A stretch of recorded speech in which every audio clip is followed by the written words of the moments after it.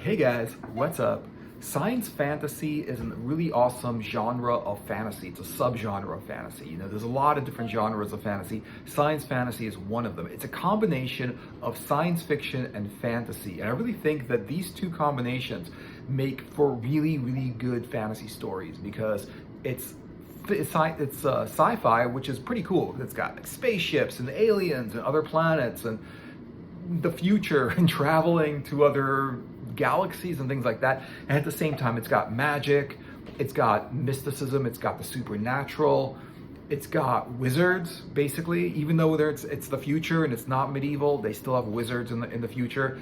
And any kind of like futuristic wizard is a relevant science fantasy element. Like it's a wizard but they're in the future.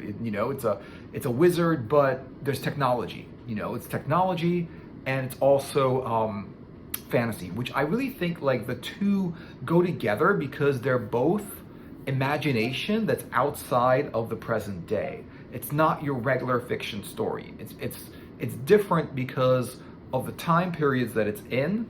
And this is a little bit different than like modern fantasy, which is like urban fantasy, which is like present day fantasy, which is pretty cool.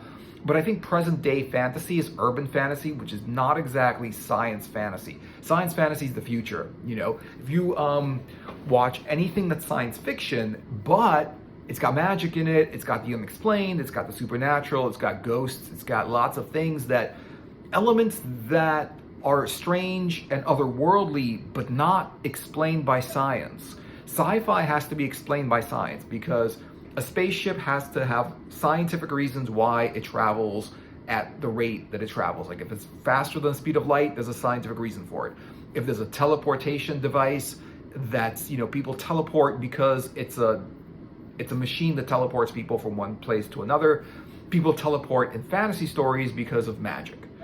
All right, so that's the difference. But there's a lot of the greatest science fantasies of all time. A lot of them are people really do think they're science fiction because they're in the future and because they're spaceships, and a lot of it has to do maybe that's in another galaxy. A lot of it is sci-fi. It's also fantasy. Star Wars is the thing that pretty much everybody knows Star Wars, right? The first 3 movies were great. The other movies, well, everyone's got their opinions about those and whatever.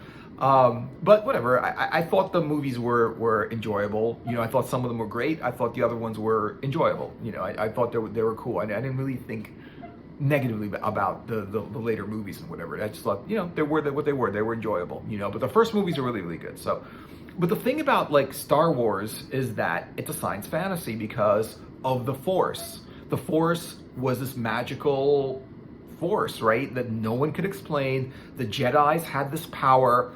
The evil emperor, whatever his name was, right? He shot lightning from his fingers, and then that wasn't scientifically explained. It was explained that he had the Force. He had this power of the dark side of the Force. He was able to, shoot lightning from his fingers and stuff like that, or levitate spaceships or things like that. But the rest of it was explained by science, sort of. They really didn't explain too much about how everything worked, but it was in the future and it was machinery and it looked sci-fi, And so that's actually a really, really good science fantasy. There's a lot of other stories that are science fantasy that are really, really good. A couple of them is by the author Piers Anthony, and I really think Piers Anthony, he's been doing books since, I don't know if it's the 70s, but definitely the 80s. I think probably the 70s also, and some of his best stories are like really cool. One of them is the Apprentice Adept series. The Apprentice Adept, this is a juxtaposition, which is like book 3 of the Apprentice Adept by Piers Anthony. This is a cool story because in this, they have 2 different worlds. One is run by science, one is run by magic.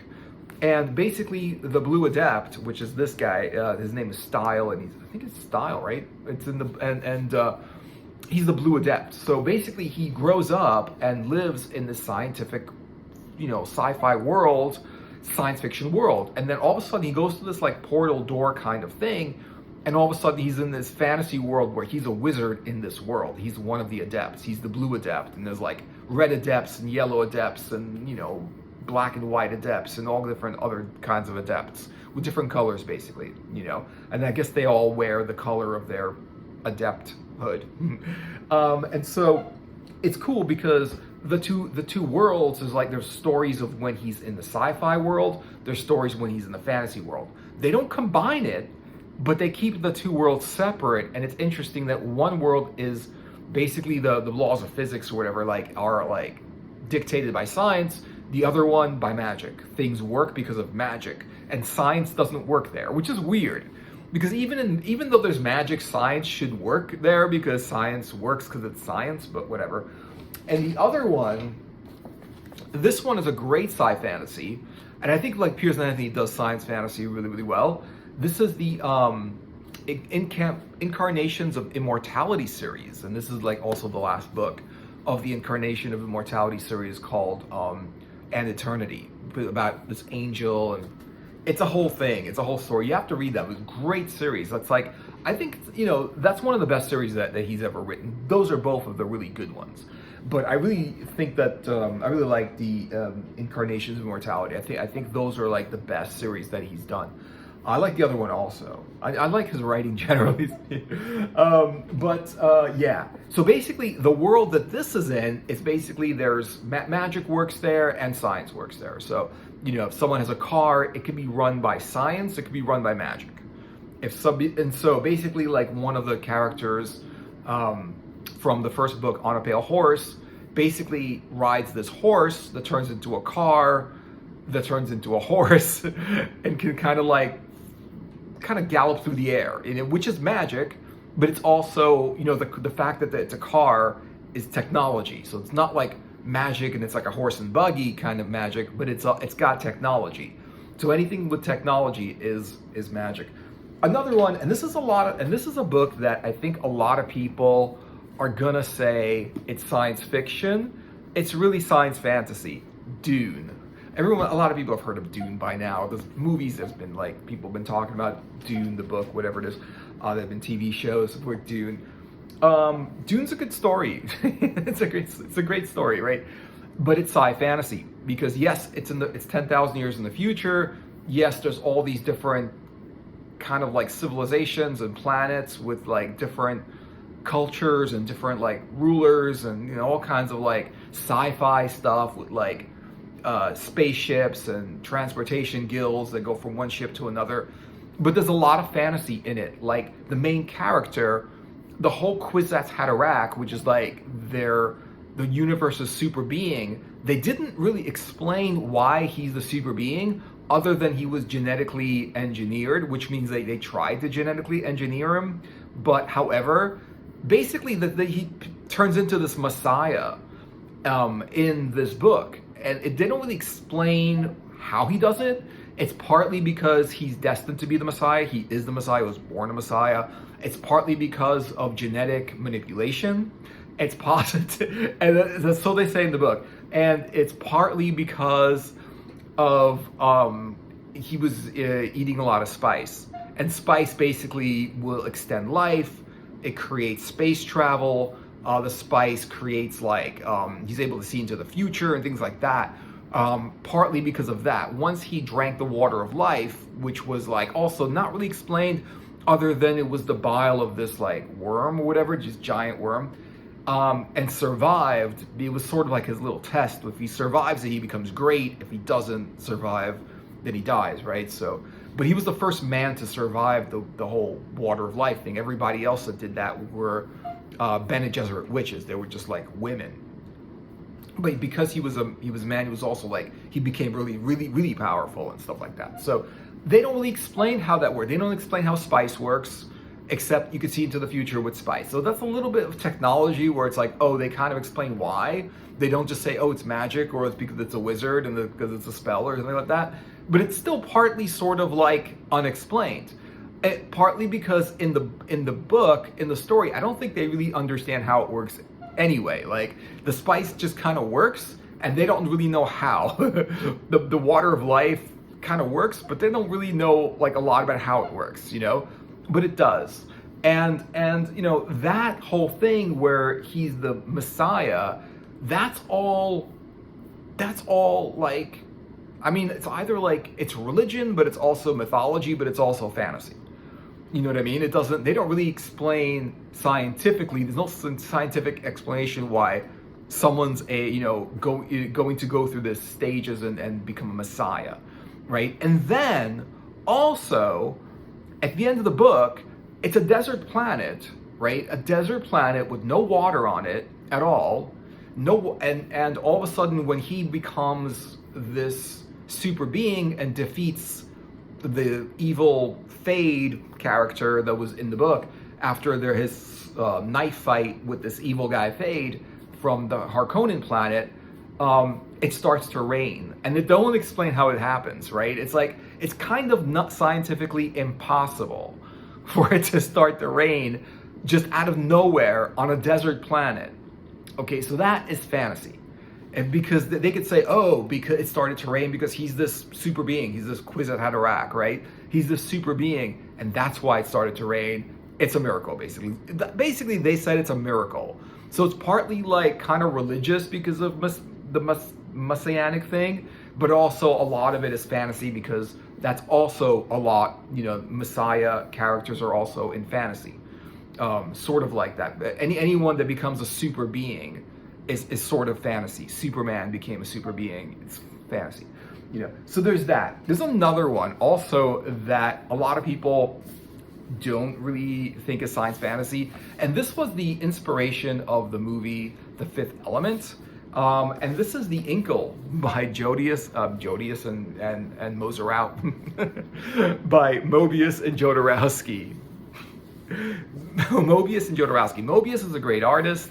Jodorowsky is a great writer. I mean, I like his stuff. I mean, some people, I've heard people say all kinds of things. They like him or whatever. I like him. I think he's good. I think his writing is fine. I enjoy his stories. I think that they're full of meaning and they're really, really cool. This big comic book here is The Inkle. And yeah, it basically takes place sort of in some kind of futuristic place. It takes place in some kind of futuristic place, right?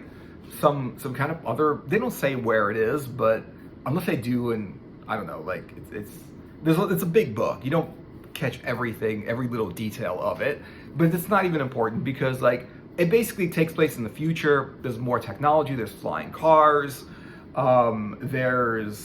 it's this whole sort of cyberpunk world that they're in, and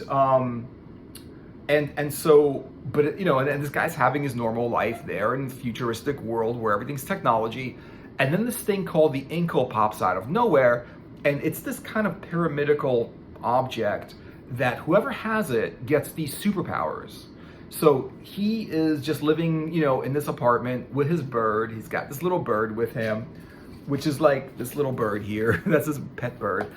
And so anyway, the bird gets the Inkle. The Inkle goes to this bird, and the bird starts to become more sentient, like is able to speak, in like a human language, is able to speak a human language and communicate with people, and they start to talk. So the bird becomes a talking bird, gets superpowers. He gets superpowers of some sort, and then everybody around him is trying to chase this Inkle. They want to possess this Inkle because they want the superpowers that come from this Inkle. And science fantasy, they don't explain what the Inkle is. The whole trip that they go through is partly scientific because there's spaceships and laser guns and a lot of stuff, but there's a lot of mysticism and supernatural and a lot of elements of fantasy that they don't explain. And anything that you don't explain, and you just say, oh, it's magic, it's supernatural, it's whatever, is not, if it's not explained by science, and it's not some kind of technology or machinery or something people like modern people can identify it. This is an invention. This is a machine. This is a thing, a spaceship. It's an advanced machine, basically. A flying car. Well, it is a levitating car. Like how does it levitate? It's got anti-grav engines in it. They're not going to explain how it's got an anti-grav engine in it because there's, they've never made an anti-grav engine in it. They don't know how it works, but it's somehow like turns gravity sort of like, I don't know, like it sort of goes anti-grav, so it doesn't get affected by gravity and kind of floats. Anti-grav, right? So things like that. So like these are some of like the really, really good ones. I think Piers Anthony is a great writer with science fantasy, of course. Star Wars, people know about that one. Dune is pretty science fantasy, you know. I'd like to see more stuff in the Dune universe. A little bit, you know, I think that's pretty cool. I'd like to see more, well, I don't know. I mean, the Inkles are like already like a classic comic book that anyone who's into comics or not into comics can read and really enjoy. There's nothing about it that says, oh, only comic book people can enjoy this book. I think anyone can enjoy something like the Inkle. It's not very, very comic-y. You know, you don't have to be into comics to pick up a comic and read it and enjoy it, because it's really, really a fun medium, especially if you like art and you like fantasy, sci-fi or fantasy.